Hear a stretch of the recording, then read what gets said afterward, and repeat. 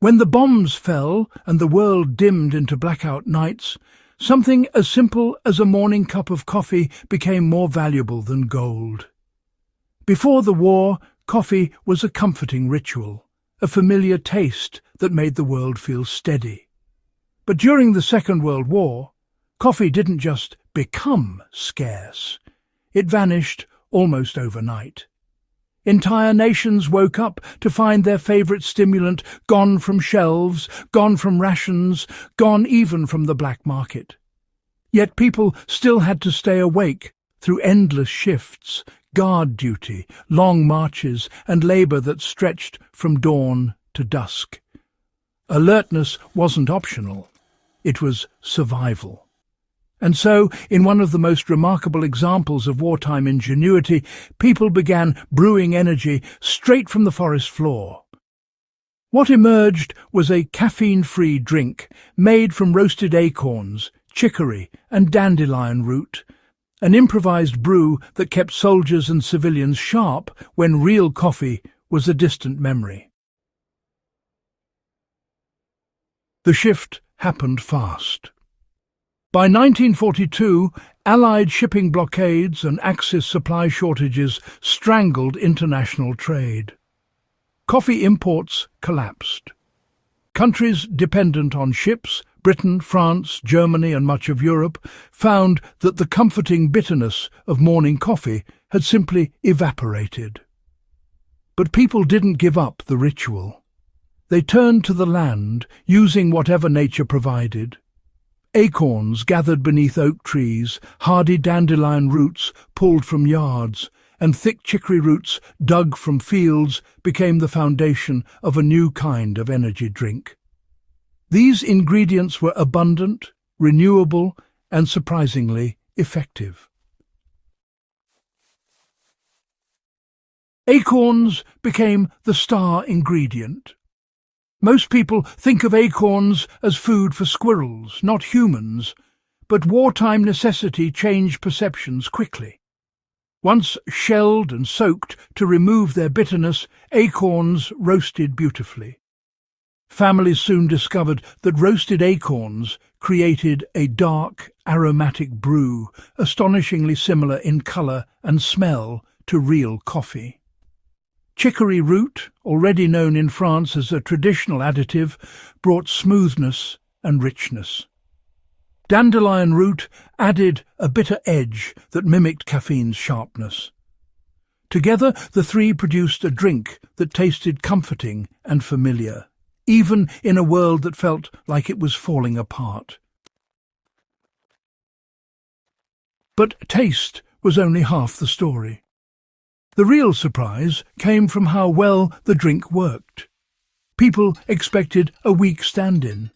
What they got was a slow, steady source of energy that didn't rely on caffeine at all. Roasted acorns are loaded with complex carbohydrates and B vitamins that release energy gradually throughout the day. Chicory root contains inulin, a natural prebiotic that boosts digestion and mineral absorption, giving the body more access to nutrients vital for stamina. Dandelion root supports liver function, the metabolic center of the body, helping improve clarity and endurance even when diets were poor and meals were rationed. Instead of a sharp spike and fast crash, this brew delivered calm focus and long-lasting steadiness. Soldiers, labourers, farmers and families alike found that it kept them alert without the nervous edge of real coffee. Across Europe, morning routines adapted. In both France and Germany, people roasted roots in bread ovens, ground them by hand, and prepared the mixture the same way they once brewed their beloved coffee. In Britain, families gathered acorns and dried them on windowsills. Children were often sent to collect dandelion roots as part of daily chores. The ritual of brewing didn't disappear. It simply evolved. People found comfort in the familiar warmth of a mug held between tired hands, even if the contents came from the soil instead of distant plantations. If you want to recreate this forgotten wartime brew today, the process is surprisingly straightforward. Begin by gathering mature acorns in the fall. Remove the shells and soak the nut meats in cold water for a full day, changing the water several times to leach out the bitter tannins. Once the water stays clear, dry the acorns and roast them at a low temperature until they turn a deep, fragrant brown. For chicory and dandelion roots, clean them thoroughly, slice them thin and roast until crisp and dark. Grind all three ingredients together in a ratio of 2 parts, acorn to 1 part chicory and 1 part dandelion.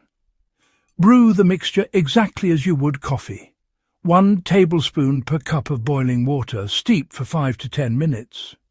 The result is a rich, smoky, nutty drink that feels grounding and warm. What makes this drink so useful today is its practicality. Coffee beans don't grow in most countries, and storing large amounts isn't always sustainable. But acorns, chicory and dandelions grow everywhere. In a survival situation, knowing how to produce caffeine-free energy from local plants is invaluable. No supply chain, no imports, no dependence on anything beyond the land around you. Even better, the byproducts are useful. Leftover acorn meal can be turned into nutritious flour for dense biscuits or porridge. Roasted roots can be composted to enrich soil. Nothing goes to waste, just as it was during the war. There's a quiet beauty in how necessity became tradition. Even after the war, many Europeans continued drinking these substitutes by choice. They appreciated the steady calm, the earthy flavour, and the independence it represented. In a world obsessed with quick fixes and energy drinks, this old brew reminds us that real, sustainable vitality often comes from patience, nourishment, and resourcefulness. You can try roasting your own roots today and experience the same resilient spirit that carried millions through wartime hardship. When you sip it, you're not just drinking a beverage. You're tasting history, proof that even in the darkest times, people find ways to adapt, endure, and thrive. So, if you want a drink that reflects toughness, ingenuity, and self-reliance, make yourself a World War II forest coffee. If you found this guide valuable, subscribe to The Untold Battle and share it with someone who appreciates forgotten skills. Stay prepared, stay resilient, and keep the spirit of ingenuity alive.